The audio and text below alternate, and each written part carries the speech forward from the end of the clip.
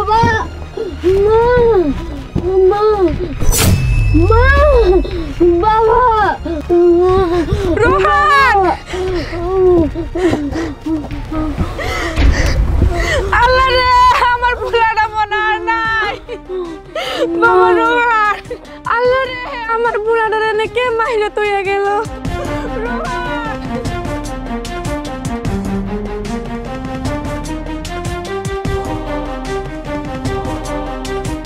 বাবা রোহান কোথায় গো রোহান তুমি আইছো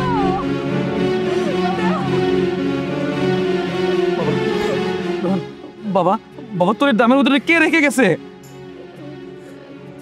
বাবা আমি দাদাকে বাড়িতে গেছিলাম, যাইয়া দাদিরে কইলাম দাদি আমার খুব খিদা লাগছে, আমারে কয়টা ভাত দাও।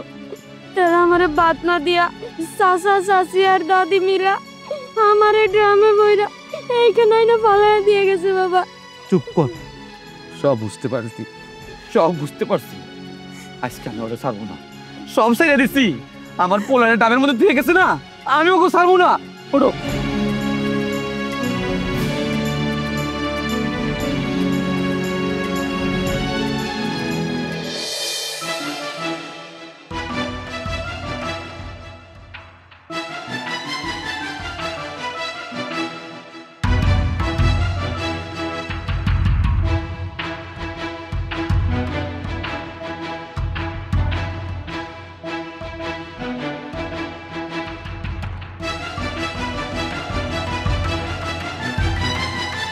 বাবা, মা, বাবা।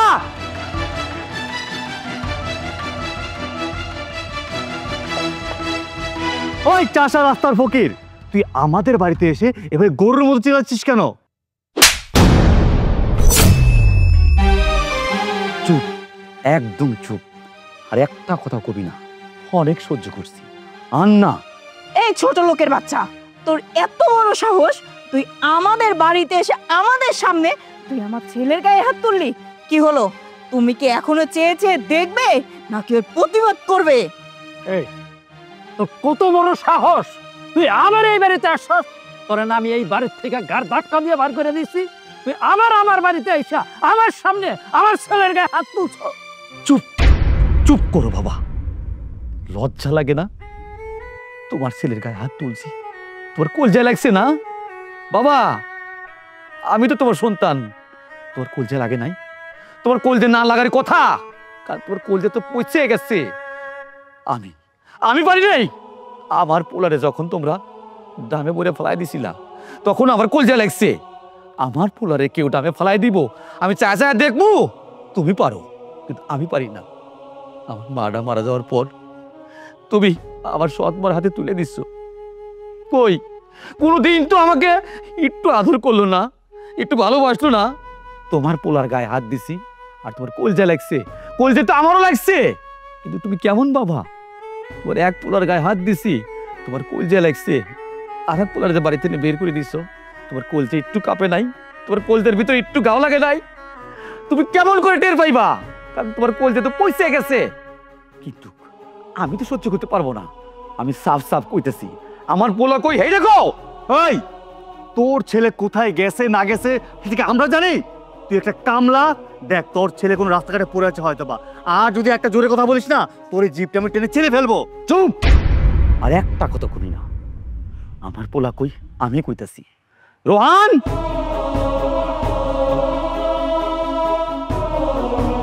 ও নিজের ছেলেকে বইয়ের আঁচলের তলে রেখে এসে আমাদের সামনে এভাবে চোখ গরম করে কথা বলছিস না?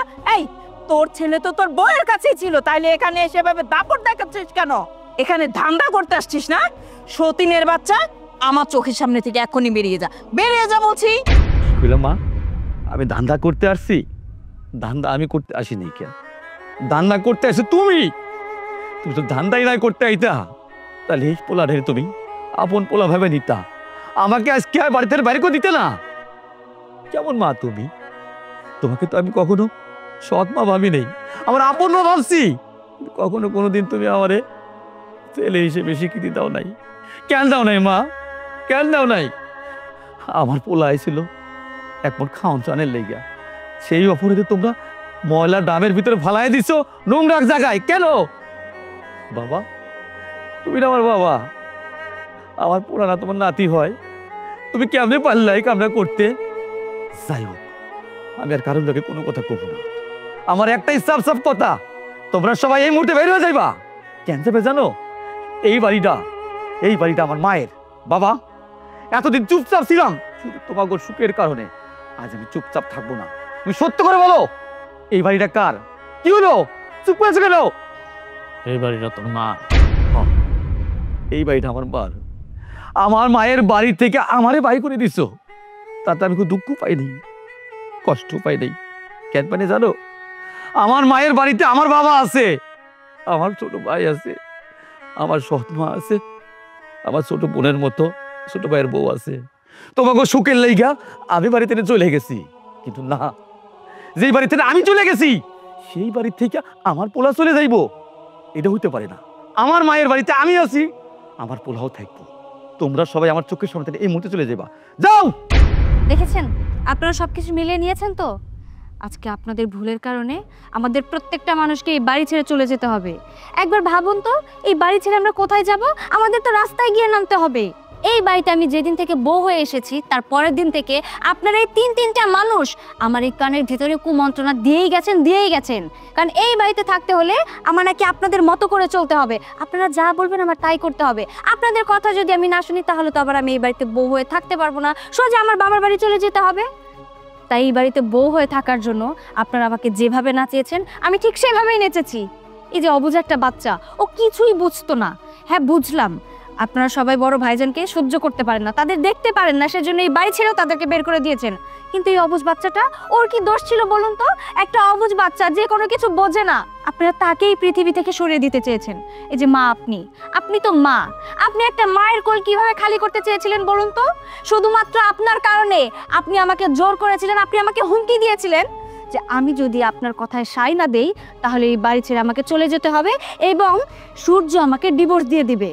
শুধুমাত্র আমি আমার সংসার রক্ষা করার জন্য আপনার কথা মতো আপনার সাথে আমি তাল মিলিয়ে এই ছেলেটাকে ড্রামের ভেতরে ভরে ওই গভীর জঙ্গলে ফেলে দিয়ে এসেছিলাম। আমি জানি আমি অনেক পাপ করেছি, এই পাপের শাস্তি এখন আমার ভোগ করতে হবে। মানে আপনাদের প্রত্যেকটা মানুষের সাথে আমার এই বাড়ি ছেড়ে অনেক দূরে চলে যেতে হবে।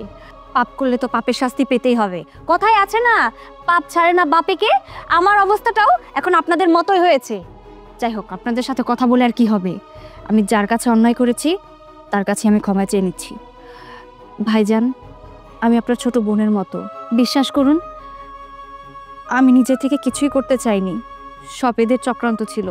এরা আমাকে যেভাবে যা করতে বলেছে আমি তাই করেছি। আমি জানি আমি অন্যায় করেছি, আমার এই ভুলের কোনো ক্ষমা হবে কিনা আমি জানি না, তবুও ছোট বোন হিসাবে আমি বড় ভাইয়ের কাছে ক্ষমা চাচ্ছি। আপনি প্লিজ আমাকে ক্ষমা করে দিবেন। চুপ করো তুমি কাহুর লেগে কথা কইতেছ? তারা তো মানুষ না, তারা তো অমানুষ। এই ছোট লোকের বাচ্চা, একদম চুপ। তোর মায়ের নামে বাড়ি না, তোর মা তো মারা গেছে, এখন সেই জায়গায় আমি আসছি। এই বাড়ি এখন আমার। আর এই যে বৌমা, কি বললা তুমি? তুমি ওর পক্ষ নিয়ে ওর কাছে মাপ চাচ্ছ না? আমার বাড়ি থেকে আমাদেরকে তাড়িয়ে দিবে? এত বড় সাহস তুই কোথায় পেয়েছিস? শোন, আমি বলছি, তুই এখন এই মুহূর্তে তোর বউ আর বাচ্চাকে নিয়ে বাড়ি থেকে বেরিয়ে যাবি। আর যদি না যাস না, তাহলে পায়ের থেকে জুতা খুলে তোর মুখে মারতে মারতে এই বাড়ি থেকে বের করব। চুপ করো মা, আমি কইতে পারতাছি না। তুমি যে কথাটা কইছো, তুমি আমার জুতা পেটা করে বাড়ি থেকে বের করবে না? আরে জুতা পেটা তো করা উচিত তোমাকে। তোমরা যে কামটা করছো না, সৎ আপনকে ভাগ করছো না। আরে রক্ত খেলে দুই ভাগ হয় নাকি? তোমরা শুধু সৎ সৎ করো। মা, তুমি কি আমার মেনে নিবা না? তুমি কি আমাকে সন্তানের স্বীকৃতি দিবা না? বাবা, ও বাবা, সারা জীবনকে তুমি আমার দূরেই দেখবা। বুঝতে পারছি তোমরা কেউ আমার আপন করে নিবা না, ঠিক আছে, তোমাকে আমি চাই না। যাও, যা, বেরো যাও। চুপ করো, ওনা তোমার মুরব্বী, ওদের সাথে কিভাবে কথা বলতে হয় এখনো শিখুনি? আর এই বাড়ি থেকে ওনারা বের হবে না, যদি বেরই হতে হয় আমরা বের হব, ওনারা এই বাড়িতেই থাকবে। হ্যাঁ বাবা, মা ঠিকই বলেছে, আমি কোনোদিন দাদা দাদির আদর পাই নাই আমার চাচা চাচির আদর। তুমি তাদেরকে বাইর করে দিও না, যদি বাইর হয়ে যাইতেই হয় তাহলে আমরা বাইর হয়ে যাবো, আর যদি একসাথে থাকতে হয় সবাই একসাথে থাকবো। দাদু ভাই ঠিক কথাই কইছে। বাবারে, আমার তুই মাফ করে দিস। তোর এই সৎমার কথায় একদিন তোর আমি এই বাড়ির থেকে বার করে দিছিলাম। আল্লাহ আমার মাফ করবো নাকি জানি না, তবে বাবারে তুই আমার মাফ করে দিস। দাদু ভাই, তুই আমার কাছে আসো। এই যে তোমারে কইতেছি, এই দাদু ভাইরে যদি আর কোনো দিন তোমরা কোনো কথা কও, তাইলে তোমরা সবার এই বাড়ির থেকে বার করে দিব। আজকের পর থেকে দাদু ভাই আমার কাছে থাকবো, আমার বাড়িতে থাকবো। বাবা, আপনারা বুঝলেন তো বুঝলেন, সে সব শেষে গিয়ে বুঝলেন। যাই হোক, সব কথা বাদ দিই, আমরা তো আজকের পর থেকে হ্যাপি ফ্যামিলি। রোহান, আমার কাছে আয়। হ্যাঁ বৌমা, তুমি একদম ঠিক কথা বলছো। আসলে আমি ভুল করছি, যে ভুলের কোনো ক্ষমা হয় না। বাবা, সৎ মা হলেও তো আমি তোর মা, তাই না? মা যদি ভুল করে, সন্তানরা কি তাকে ক্ষমা করতে পারে না? তুই আমারে ক্ষমা করে দে বাবা। বড় বৌমা, আমি তোমার সাথেও অনেক বড় অন্যায় করছি, তুমিও আমারে মাফ করে দাও। মা, তুমি যে আজকে আমার বাবা করে ডাক দিছো না মা, আমি সব ভুলে গেছি। আমি কাউরে পরিচয় দিতে পারতাম না, আমি সর্দার বাড়ি বলা, সবাই কইতো সর্দার বাড়ি কামলা, কিন্তু আজকে আমি অনেক খুশি মা। আমার বাবা আমার স্বীকার করে নিচ্ছে, তুমি আমার স্বীকার করে নিচ্ছ, এই বাড়ির সবাই আমার স্বীকার করে নিচ্ছে মা। আমি কোনো অভাবে নাই মা, আমি আজকে সুখী মা। আমি কোনো কিছু মনে করি নাই মা, শুধু তোমার কাছে একটা জিনিসই চাও মা, একটু মায়ের আদর দিও, আর কিছুই চাই না। বৌমা, তোমার সাথেও আমি অনেক বড় অন্যায় করছি, পারলে তুমিও আমারে মাফ করে দিও। না মা, আপনারা হচ্ছেন আমাদের গুরুজন, আপনারা তো আমাদেরকে মাফ করবেন। আচ্ছা সবাই ভেতরে চলো। চল।